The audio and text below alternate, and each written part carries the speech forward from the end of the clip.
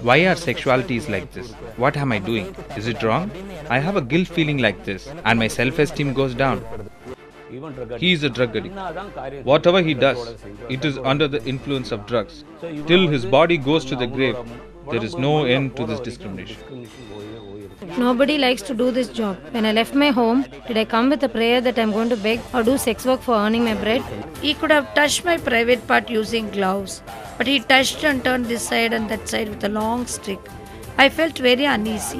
When I drink tea sitting along with them, they think that they will be affected by HIV.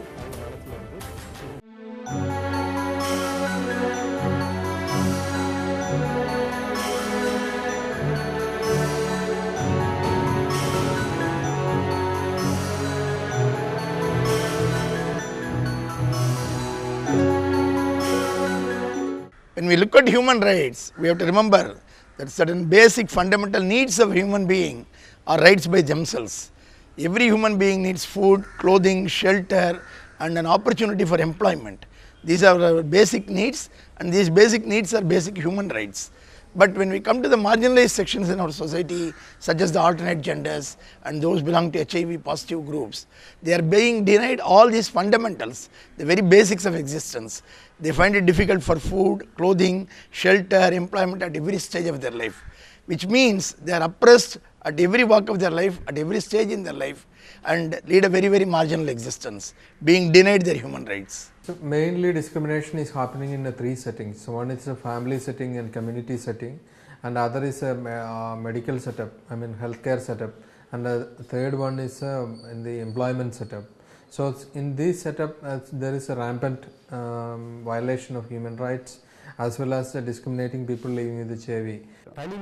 When we talk about individual human rights, I have the right to think individually and do any work. That the right has been deprived to some extent, not fully.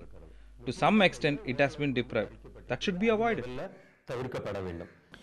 In our country, children are not considered as a holistic person.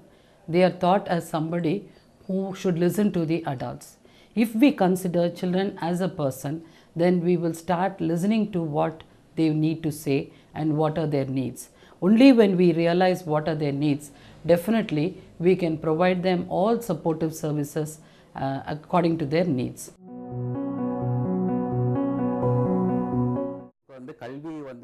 Now opportunity to get education is very less. The reason for this is the change in gender happens around 15 to 18 years. During this time, they are ridiculed and made fun by family, relatives and others at school. At some places, sexual abuse also happens. So it is not possible to continue higher education. So if we really look at our resumes, mostly the education qualification would be just 10th or 12th. Only very few transgenders would have got a BA or MA. So getting education is a very big obstacle. I would like to quote from my experience about a little girl who was in school. She had shared her positive status with one of her friend. This friend had gone to her teacher and told about the whole issue. The teacher was not sensitized, was not also sensitive. She immediately reported the issue to the principal, and the girl was asked to stop from the school. The girl went and pleaded to the principal, and the principal said, I can put you in an orphanage. Why should the girl who is going to school need to be in an orphanage? The principal never thought about such things. So this girl went, pleaded the principal. On her own, she fought the stigma. She got back into the school, even though in the initial stages she was made to sit alone. But she went through all that, and finally, now she says that she has been mingling with all her friends and there is no discrimination at the school.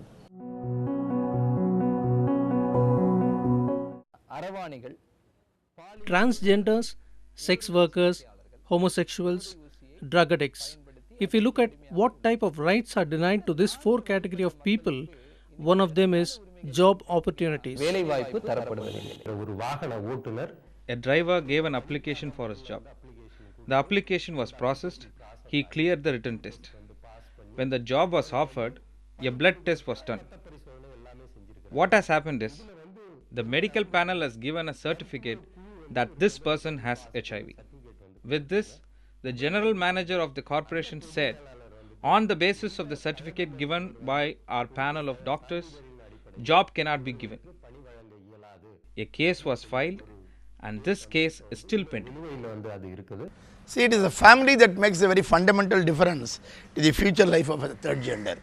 When the family finds that the child is neither a man nor a woman, then it gets really annoyed and irritated and drives the child out of the family.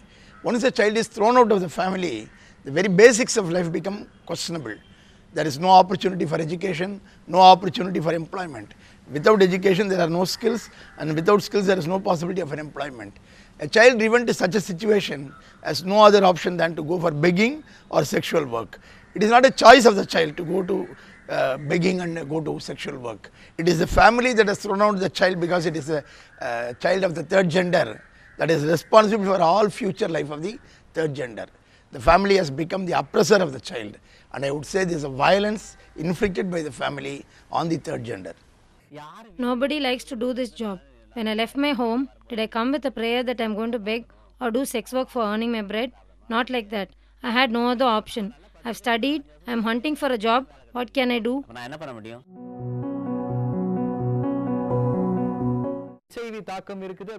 As soon as owners know that the person is affected by HIV, they refuse to let out the house on rent.